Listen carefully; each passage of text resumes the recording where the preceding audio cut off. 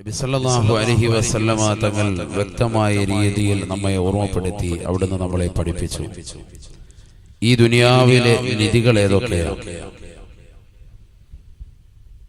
നമ്മൾ നിധികളായി കണ്ടിരിക്കുന്നതാണോ പ്രവാചകർ പഠിപ്പിച്ച നിധികൾ എന്നുള്ളതാണ് നമ്മൾ ചർച്ച ചെയ്യുന്നത്.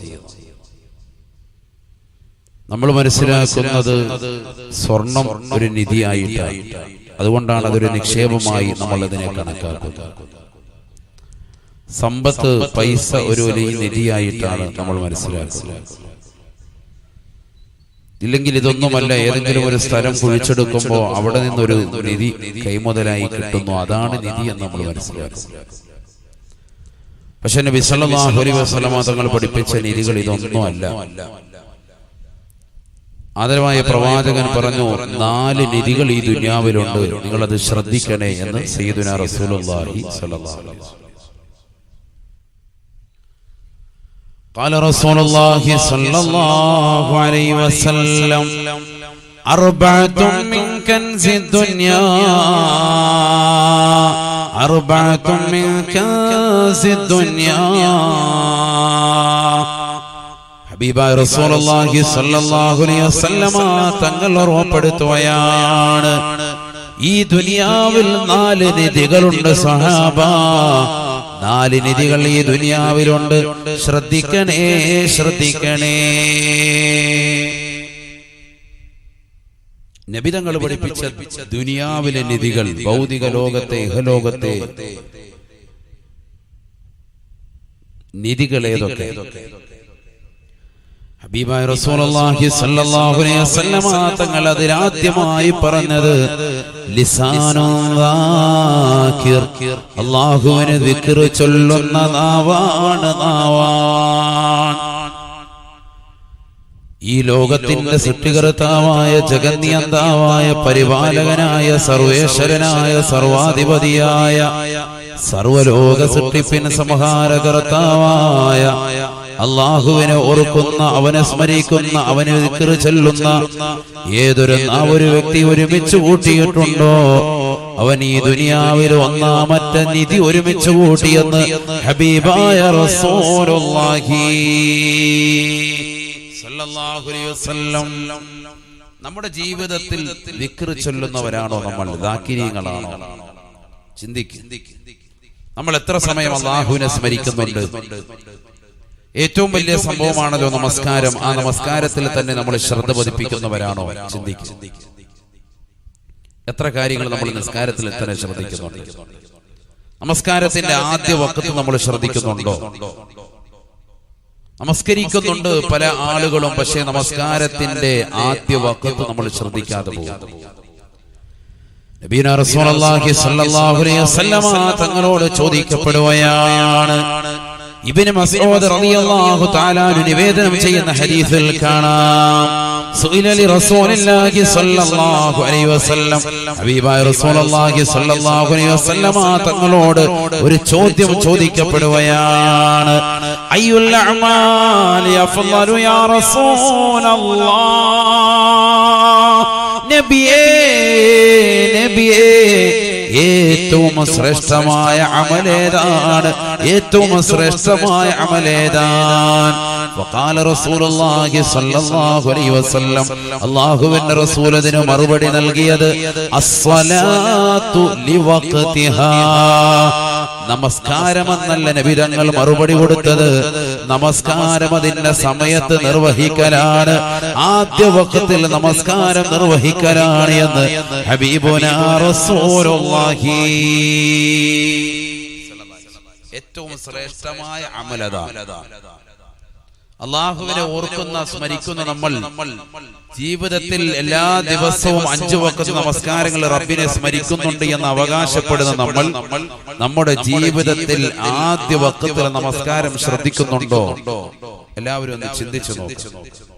സഹോദരിമാര് ചിന്തിക്കും, സഹോദരങ്ങൾ ചിന്തിക്കും. ജീവിതത്തിൽ ഓരോരുത്തർക്കും ഓരോ തിരക്കുകളുണ്ട്, ഓരോ ജോലി തിരക്കുകളുണ്ട്. പക്ഷെ പള്ളിയുടെ മിനാരങ്ങളിൽ നിന്ന് ബാങ്ക് വിളിക്കുന്ന സമയത്ത് കൃത്യമായി ഇജാബത്ത് കൊടുത്ത് ആദ്യ വഖത്തിൽ നമസ്കരിക്കാൻ നമുക്ക് സമയം കണ്ടെത്തിയിട്ടുണ്ടോ? ഉണ്ടെങ്കിൽ നമ്മൾ രക്ഷപ്പെട്ടു. قال رسول الله صلى الله عليه وسلم حبيباയ رسول الله صلى الله عليه وسلم തങ്ങൾ ഉറപ്പെടുത്തുകയാണ് إذا صلى العبد في أول وقتها صعدت صلاته إلى السماء حتى انتهى إلى العرش فيدعو الله له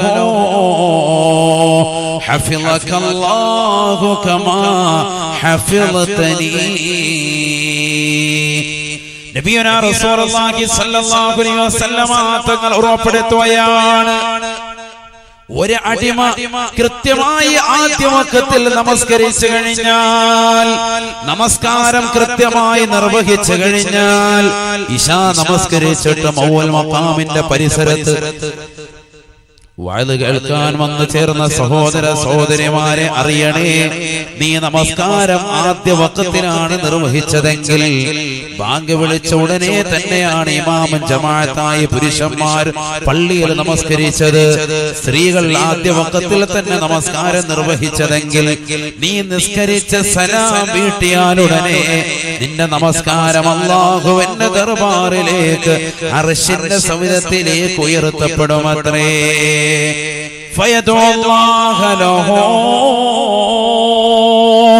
മനുഷ്യ മാനവ പഠിച്ചു വെക്കണേ, നിനക്ക് വേണ്ടി നമസ്കാരം അല്ലാഹുവിന്റെ ദർബാറിലെത്തിയിട്ട് നിനക്ക് വേണ്ടി ദുആ ചെയ്യുമേ, നിനക്ക് വേണ്ടി അനുകൂലമായി പ്രാർത്ഥിക്കുമേ.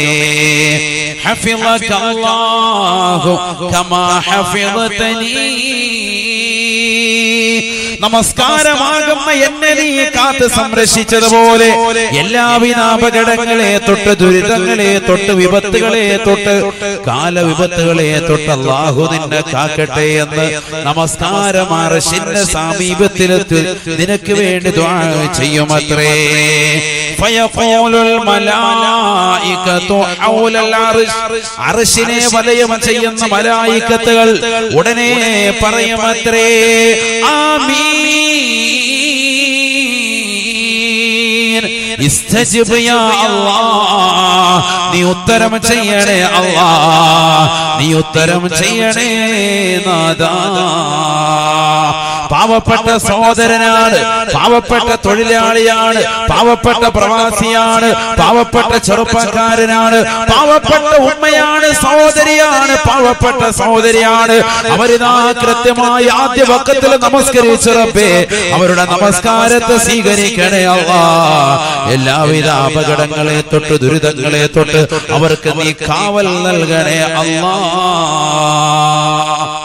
ഈ ദുആ നിനക്ക് ലഭിക്കണമെങ്കിൽ നീ ആദ്യ വഖത്ത് ശ്രദ്ധിച്ചവനാകണേ എന്ന് ഹബീബായ റസൂലുള്ളാഹി സ്വല്ലല്ലാഹു അലൈഹി വസല്ലം. ആദ്യ വഖത്ത് ശ്രദ്ധിച്ചെങ്കിൽ മാത്രമേ അതുകൊണ്ട് ഫലമുള്ളൂ. അല്ലാഹു നമുക്ക് തൗഫീഖ് തരട്ടെ. റബ്ബിനെ ഓർക്കുക, റബ്ബിനെ ഓർക്കുക, സെക്കൻഡ് ബൈ സെക്കൻഡ് വേഗം തന്നെ റബ്ബിനെ ഓർക്കുന്നവർ. നിസ്കാരത്തിൽ നല്ല ശ്രദ്ധ വേണം. وَإِذَا صَلَّى الْعَبْدُ فِي غَيْرِ وَقْتِهَا صَعِدَتْ صَلَاتُهُ وَعَلَيْهَا ظُلْمًا تُرَدُّ الْمَلَائِكَةُ صَلَاتَهُ. നബിയുനാ റസൂലുള്ളാഹി സ്വല്ലല്ലാഹു അലൈഹി വസല്ലം തങ്ങൾ പറയുകയാണ്, നമസ്കാരം സമയത്ത് നിർവഹിക്കാത്ത ചെറുപ്പക്കാരാ, ഫുട്ബോൾ കളിച്ചുകൊണ്ട്, ക്രിക്കറ്റ് കളിച്ചുകൊണ്ട്, കളിതമാശകളിൽ ഏർപ്പെട്ടുകൊണ്ട് സമയങ്ങളെ തള്ളി നീക്കുന്ന ചെറുപ്പക്കാരെ, യുവതികളെ, യുവാക്കളെ, പഠിച്ചു വെക്കണേ, പഠിച്ചു വെക്കണേ. അല്ലാഹുവിന്റെ റസൂൽ ഉറപ്പെടുത്തുകയാണ്, വൈദാ സല്ലൽ അബ്ദു ഫീ ഗൈരി വഖതിഹാ, ഒരു അടിമ നമസ്കരിക്കുന്നുണ്ട്, പക്ഷേ നമസ്കരിക്കേണ്ടത് സമയത്താണ്, ആദ്യ വഖത്തിലാണ്, ആദ്യ സമയത്താണ്. അത് ശ്രദ്ധിക്കാതെ തോന്നുമ്പോൾ നമസ്കരിക്കുന്നവരെ, നിനക്ക് സമയമുണ്ടാകുന്ന സമയത്ത് അല്ലാഹുവിനെ സ്മരിക്കുന്നവരെ, നിന്റെ നമസ്കാരം ആകാശത്തേക്ക് ഉയർത്തും, പക്ഷേ ആ നമസ്കാരം ഇരുൾ മുറ്റപ്പെടുകയാണ്. നേരത്തെ സമയത്ത് നിസ്കരിച്ചതുപോലെയുള്ള നമസ്കാരത്തിന്റെ പ്രതീക്ഷയും പ്രത്യാശയും പ്രശോഭിതവും ആ നമസ്കാരത്തിനില്ല. അതുകൊണ്ട് തന്നെ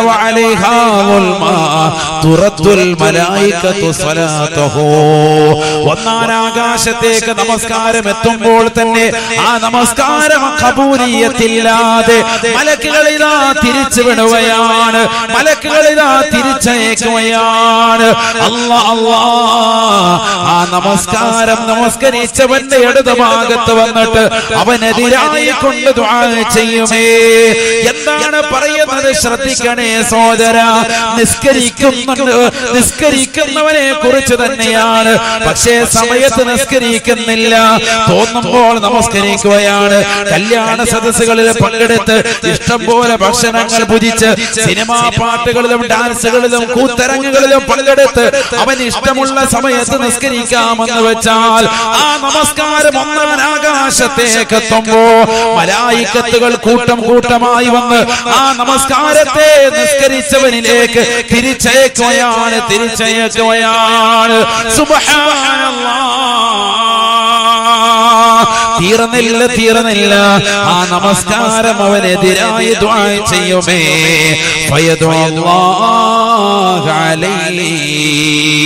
നമസ്കരിച്ചിട്ടുണ്ട്, പക്ഷേ സമയത്ത് നിസ്കരിക്കാത്തത് കൊണ്ട് അവന്റെ അടുക്കൽ വന്നുകൊണ്ട് അവനെതിരായി കൊണ്ട് നമസ്കാരം ദുആ ചെയ്യുകയാണ്.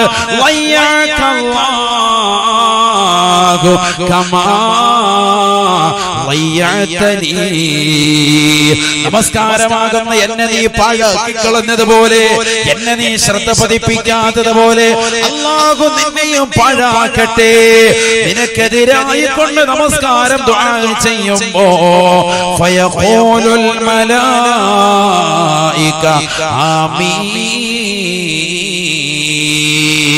ഈ ഭൗതിക ലോകത്ത് കറങ്ങി നടക്കുന്ന കോടാനു മലക്കുകൾ, ഈ ഭൂമിയിലുള്ള മലക്കുകൾ എതിരായി കൊണ്ട് ആമീൻ പറയുമേ എന്ന് ഹബീബായ റസൂലുള്ളാഹി സ്വല്ലല്ലാഹു അലൈഹി വസല്ലം. അല്ലാഹു നമ്മളെ കാത്തിരക്ഷിക്കട്ടെ. അതുകൊണ്ട് സമയത്ത് അത് ശ്രദ്ധിക്കണം, സമയത്ത് നിസ്കരിക്കാം. പിന്നെ യാത്രക്കാരന് അവൻ ഇളവ് കൊടുത്തിട്ടുണ്ട്, ജമ്മും കസറും ഒരു വേണമെങ്കിൽ പിന്തിച്ച് നിസ്കരിക്കാം. മഗ്രിബിനെ ഇശായിലേക്ക് പിന്തിക്കാം, ളുഹറിനെ അസറിലേക്ക് പിന്തിക്കാം. അവന്റെ വിഷയമല്ല, നമ്മുടെ സാധാരണക്കാരന്റെ വിഷയമാണ്. നിസ്കാരം പിന്തിക്കാൻ പാടില്ല. അത് ആദ്യ വഖത്തിൽ തന്നെ ശ്രദ്ധിക്കണം. നമുക്കൊക്കെ എന്താണുള്ളത്, നമ്മളൊക്കെ നിസ്കരിക്കും, പക്ഷെ നമസ്കാരം ആദ്യ വഖത്തിലല്ല. അവിടെയാണ് പ്രശ്നം. നമസ്കാരത്തിലുള്ളതാകുന്ന അമലുകൾ പോലും നമ്മൾ ശ്രദ്ധിക്കുന്നില്ല. ധൃതിയാണ്. ഉമർ ഇബ്നുൽ ഖത്താബ് റളിയല്ലാഹു തആല അൻഹു പറയുകയാണ്, മാ മിൻ മുസല്ലിൻ യുസല്ലി ഇല്ലാ വമലകുൻ അൻ യമീനിഹി വമലകുൻ അൻ ശിമാലിഹി. ബഹുമാനപ്പെട്ട ഉമർ ഇബ്നുൽ ഖത്താബ് റളിയല്ലാഹു തആല അൻഹു പറയുകയാണ്, നമസ്കരിക്കുന്ന ഓരോ വ്യക്തിയുടെ വലത് ഭാഗത്തും ഇടത് ഭാഗത്തും ഓരോ മലക്കുകൾ വീതം അല്ലാഹു നിശ്ചയിച്ചിരിക്കുകയാണ്. നമ്മൾ അറിയുന്നുണ്ടോ? നിസ്കരിക്കുമ്പോൾ നമ്മുടെ വലത്തും നമ്മുടെ ഇടത്തും ഓരോ മലക്കുകളുണ്ട്. ബഹുമാനപ്പെട്ട ഉമർ ഇബ്നുൽ ഖത്താബ് റളിയല്ലാഹു അൻഹു വലത്തുണ്ട് ഇടത്തുണ്ട്. فإذا أتم ركوعها وسجودها والقراءة فيها صعدت صلاته إلى السماء. ഹബീബായ റസൂലുള്ളാഹി സ്വല്ലല്ലാഹു അലൈഹി വസല്ലമ തങ്ങൾ നിന്ന് ഇൽമുകൾ കേട്ട് പഠിച്ച ഉമർ ഇബ്നുൽ ഖത്താബ് തങ്ങൾ പറയുകയാണ്, നമസ്കരിക്കുന്നവരെ ശ്രദ്ധിക്കണേ. നമസ്കാരത്തിൽ അനക്കമടങ്ങൽ വേണേ. ഇഖാമത്ത് കൊടുത്ത് നമസ്കരിക്കാൻ വേണ്ടി നിൽക്കുന്ന സഹോദര, ഇമാമിനേക്കാൾ മുമ്പേ നീ പോകരുത്. എത്രയോ ആളുകൾ അശ്രദ്ധരായി പോവുകയാണ്. നിന്റെ നമസ്കാരത്തിൽ നീ തുമഇനീനത്തുണ്ടാകണേ, അനക്കമടങ്ങലുണ്ടാകണേ. നമസ്കരിക്കുന്നവന്റെ വലതുഭാഗത്തും ഇടതുഭാഗത്തും ഓരോ മലക്കുകൾ വീതമുണ്ടത്രേ. ഫൈദാ അതമ്മ റുകൂഅഹാ വസുജൂദഹാ വൽ ഖിറാഅത ഫീഹാ. നമസ്കാരത്തിലുള്ള ഖിറാഅത്ത് ശ്രദ്ധിച്ചുകൊണ്ട് വൃത്തിയായി ഓതിയാൽ, റുകൂ പരിപൂർണമായി പൂർത്തീകരിച്ചുകൊണ്ട് നമസ്കരിച്ചാൽ, സുജൂദവൻ കൃത്യമായി ചെയ്ത് അനക്കമടങ്ങി സുബ്ഹാന റബ്ബിയൽ അലാ, ദിക്റാണ് മഹത്തരമായ ദിക്റാണ്, അതവൻ അനക്കമടങ്ങിക്കൊണ്ട് പരിപൂർണമായി ചെയ്താൽ അവന്റെ നമസ്കാരത്തെ മലക്കുകളാണ് ആകാശത്തേക്ക് കൊണ്ടുപോകുക എന്ന് ഉമർ ബിൻ ഖത്താബ് റളിയല്ലാഹു അൻഹു. നിസ്കാരം കൊണ്ടുപോകാൻ 2 മലക്കുകളുണ്ടാവും ആകാശത്തേക്ക്. അല്ലാഹു തൗഫീഖ് തരട്ടെ. ഇതൊക്കെ നടക്കുകയാണ് നമ്മൾ നിസ്കരിക്കുന്ന സമയത്ത്. ഇതൊന്നും നമ്മൾ അറിയുന്നില്ല. വലത്തും ഇടത്തും ഓരോ മലക്കുണ്ട്. റഖീബത്തീതും അല്ല, അല്ലാത്ത 2 മലക്കുകൾ നിസ്കരിക്കുന്നവന്റെ മാമിൻ മുസല്ലിൻ യുസല്ലി ഇല്ലാ വമലകുൻ അൻ യമീനിഹി വമലകുൻ അൻ ശിമാലിഹി. ഉമർ ബിൻ ഖത്താബ് റളിയല്ലാഹു അൻഹു പറയാൻ, വലത്തും ഉണ്ടാവും ഇടത്തും ഉണ്ടാവും ഓരോ മലക്ക്. നിസ്കാരം കറക്റ്റായോ, റുകൂഉ കറക്റ്റായോ, സുജൂദ് കറക്റ്റായോ, അതിൽ ചെല്ലേണ്ട ദിക്റൊക്കെ കൃത്യമായി ചെല്ലുന്നുണ്ടോ എങ്കിൽ മാത്രം ഈ മലക്കുകൾ നിസ്കാരം ഇങ്ങനെ കൊണ്ടുപോകും. അല്ലാഹു തൗഫീഖ് തരട്ടെ. നമ്മൾ റുക്കൂലെടുത്ത് എന്താ ചെല്ലിയെന്ന് ഓനെ അറിയാൻ പറയാം. സമിഅല്ലാഹു ലിമൻ ഹമിദ പറഞ്ഞുകൊണ്ടിരിക്കുമ്പോഴായിരിക്കും ചിലപ്പോ ഈ സുബ്ഹാന റബ്ബിയൽ അലീം വബിഹംദിഹി ഒരെണ്ണം പറയുന്നത്. അങ്ങനെയാണ്. പിന്നെ സുജൂദിലോട്ട് പോകുമ്പോ